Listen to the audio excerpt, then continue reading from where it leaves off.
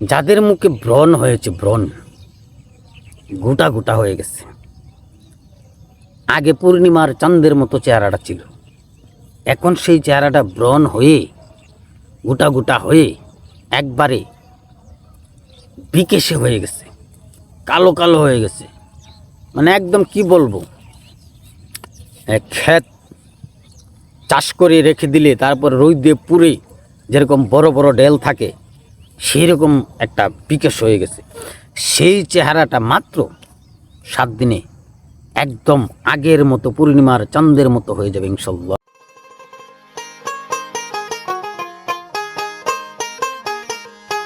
আসসালামু আলাইকুম হুজুর। ওয়ালাইকুম আসসালাম রহমতুল্লাহি ওয়া বারাকাতুহু। কেমন আছেন ভাইজান? এই তো আলহামদুলিল্লাহ ভালো, আপনি ভালো আছেন? মাশাআল্লাহ, আলহামদুলিল্লাহ, আল্লাহ পাক রব্বুল ইজ্জত খুব সুখে রাখছে, খুব ভালো আছি। তো আমি অনেক সমস্যা পরে আপনার কাছে আসলাম একটা জিনিস জানানোর জন্য। তো বিশেষ করে আমার খুবই আদরের ছোট বোন, তার মুখে ইদারিং এখন দেখা যাচ্ছে যে মুখের মধ্যে বরণ উঠতেছে আর কি, গোটা গোটা বরণ উঠতেছে। এই বরণগুলোর জন্য অনেক স্কিন ডাক্তারও আমি দেখিয়েছি। তো স্কিন ডাক্তারে দেখানোর পরেও, বিভিন্ন ওষুধ খাওয়ানোর পরেও, আবার বিভিন্ন সাবান দিছে, ক্রিম দিছে, এগুলো ব্যবহার করার পরেও মনে করেন আপনার বরণ উঠানো ভালো হইতেছে না। প্লাস বরণ ওঠার পরে যে আপনার একটা দাগ থেকে যায়, দাগ এবং গোটা গোটা দাগ থেকে যায়। তো এক বড় ভাইয়ের কাছে জেনে আপনার কাছে আসছি যে ওনার কাছে, মানে আপনার কথা বলছে যে আপনার কাছে সমাধানটা আছে, এই জন্য আর কি আপনার কাছে আসলাম আমি। ধন্যবাদ আপনাকে, আপনি আমার কাছে আসার জন্য ধন্যবাদ। আর এমন একটা সুন্দর প্রশ্ন করার জন্য আপনাকে ধন্যবাদ, যে মানুষের এই এত সুন্দর একটা মুখ, এত সুন্দর একটা চেহারা, মায়েদের, বোনেদের, স্ত্রীদের, সেই চেহারার ভিতরে এক ধরনের ব্রণ নামক গোটা হয়।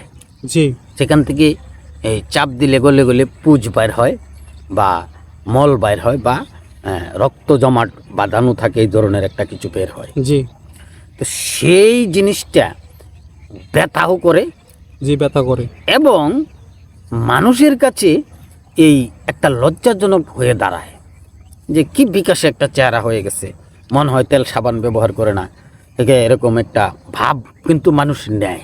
এই জি, আমার ছোট বোন মনে করেন এত সুন্দর ফেস ছিল, তো এখন বর্তমান মানে মুখের এমন একটা বিশ্রী অবস্থা যে লজ্জায় মনে করেন বাইরে যাইতে পারতেছে না, মাস্ক লাগিয়ে তারপরে স্কুলে যাইতে হইতাছে।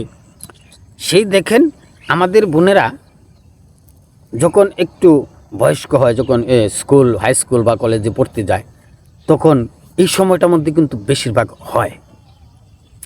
তো এই ব্রণের কারণে এই আপনারা দেখবেন টিভিতে বিশাল বিশাল বিজ্ঞাপন আছে যে এই সাবান ব্যবহার করো, টেম্পল ভালো হয়ে যাবে গা, এই সাবান ব্যবহার করে টেম্পল ভালো হয়ে যাবে, এই ক্রিম ব্যবহার করো। এই ধরনের বিভিন্ন আইটেমের সাবান, ক্রিম, নাইট ক্রিম ব্যবহার করতে করতে আমরা আরও মুখটাকে নষ্ট করে ফেলতেছি। তো আমি প্রত্যেকটা মা এবং বোন এবং অনেক ভাইয়েদেরও এটা হয়ে থাকে, সবাইকে আমি অনুরোধ করব আপনারা দয়া করে এই টিপসটা একটিবার ব্যবহার করে দেখেন, মাত্র 7টা দিন ব্যবহার করে দেখেন। আপনার স্কিনটা একদম ছোটোবেলায় যেরকম ছিল, একদম ফুরফুরা, একদম দপদপে, ঠিক সেই রকম ভাবে আবার হয়ে যাবে ইনশাআল্লাহ। এইটাকে আপনাকে করতে হবে কি, যে আমাদের প্রাকৃতিক যে জবা ফুল রয়েছে, জবা ফুল কিন্তু আমরা প্রচুর পরিমাণ পেয়ে থাকি, কি বলেন? জি, আমার বাসাও আছে জবা ফুলের গাছ। সেই জবা ফুল নিতে হবে, 7টা জবা ফুল নিতে হবে। 7টা জবা ফুল নিয়ে এটাকে ভালো করে একটা পরিষ্কার বাসনে পেস্ট করতে হবে, সুন্দর একদম ক্রিমের মতো পিষে পিষে পিষে পিষে পিষে পিষে সময় নিয়ে নিয়ে পিষে পিষে এটাকে একটা পেস্ট তৈরি করতে হবে। এই পেস্ট তৈরি করে তার সাথে আপনাকে দিতে হবে গোলাপ জল। গোলাপ জল আমরা কিনতে পেয়ে যাব, প্রত্যেকটা দোকানে পেয়ে যাব। সেই পরিমাণ মতো গোলাপ জল আমরা পেস্টের সাথে মেশাবো, আর পেস্টের সাথে পরিমাণ মতো গোলাপ জল মিশিয়ে তারপরে আমরা যখন গোসলে যাব, গোসলের ঠিক 30 মিনিট আগে আমরা মুখে সুন্দর করে একদম পরিপাটি করে লাগিয়ে নেব। মুখে সুন্দর করে পরিপাটি করে যেখানে যেখানে ব্রণ রয়েছে, যেখানে যেখানে কালো দাগ রয়েছে, আমরা সেখানে সেখানে লাগিয়ে নেব। আমরা এইটা লাগিয়ে 30 মিনিট আমরা অপেক্ষা করব। আমরা 30 মিনিট শুকিয়ে নেব এটাকে। 30 মিনিট পরে আমরা গোসল দিব। গোসল দেওয়ার পর আমাদের কি করতে হবে, কোনো রকম কাপড় দিয়ে বা হাত দিয়ে মুখে ডলা দেওয়া যাবে না। ডলা মানে বুঝতে পারছেন তো, ঘষা দেওয়া যাবে না। সুন্দর করে আস্তে আস্তে করে উঠাইতে হবে। মুখটাকে এরকম তেনা দিয়ে ডলা যাবে না। গোসল করার শেষে আপনি মুখটাকে যে ডলে ডলে পরিষ্কার করতে পারবেন না। আপনাকে সুতি কাপড় নিতে হবে, সুতি কাপড়, টিস্যু জাতীয় কাপড় নিয়ে আস্তে করে আস্তে আস্তে আস্তে আস্তে আস্তে আস্তে এরকম এরকম করে করে মুখটাকে আপনাকে শুকাইতে হবে। শুকানোর পরে আপনি যদি চান যে আপনি যে ক্রিমটা ব্যবহার করেন, স্বাভাবিক যে ক্রিমটা ব্যবহার করেন, সেটা আপনারা করতে পারেন। সেই ক্রিমটা আপনারা ব্যবহার করতে পারেন, কিন্তু কোনো নাইট ক্রিম, কোনো ব্রণের জন্য ক্রিম, এইসব না। সাধারণ যে ক্রিম রয়েছে, সাধারণ ক্রিম অনেকেই ব্যবহার করি আমরা, যেমন আমি ব্যবহার করি না, তো মা বোনেরা অনেকেই কিন্তু ক্রিম ব্যবহার করে। তারা সেই সাধারণ ক্রিমটা ব্যবহার করতে পারেন, একটা সূত্রে যেন এই শীতের বাতাসে মুখটা ফেটে না যায় সেই জন্য। আর এইটা ক্রিম না ব্যবহার করলেও ভালো।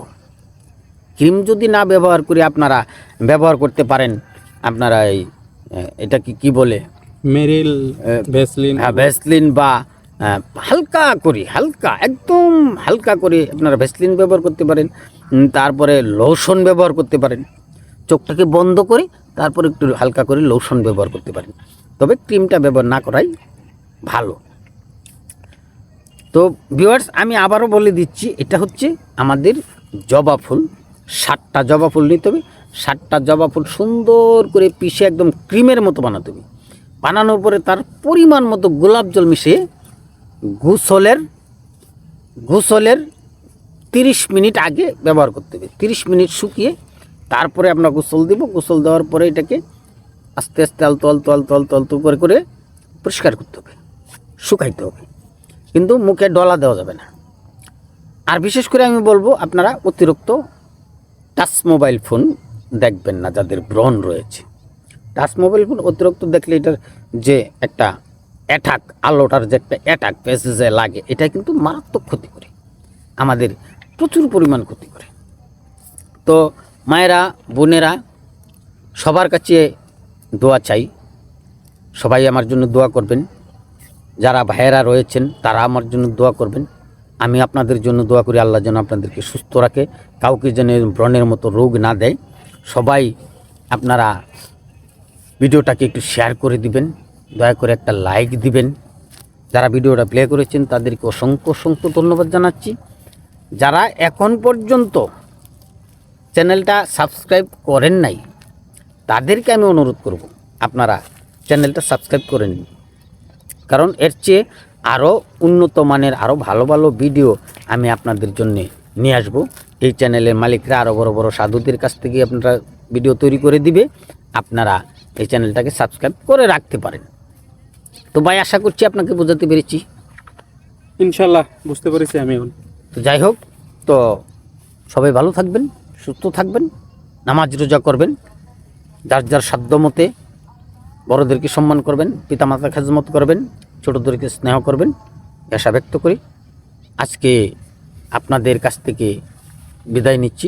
সবাই ভালো থাকবেন, সুস্থ থাকবেন, এই কামনা করে আসসালামু আলাইকুম ওয়া রাহমাতুল্লাহি ওয়া বারাকাতুহু।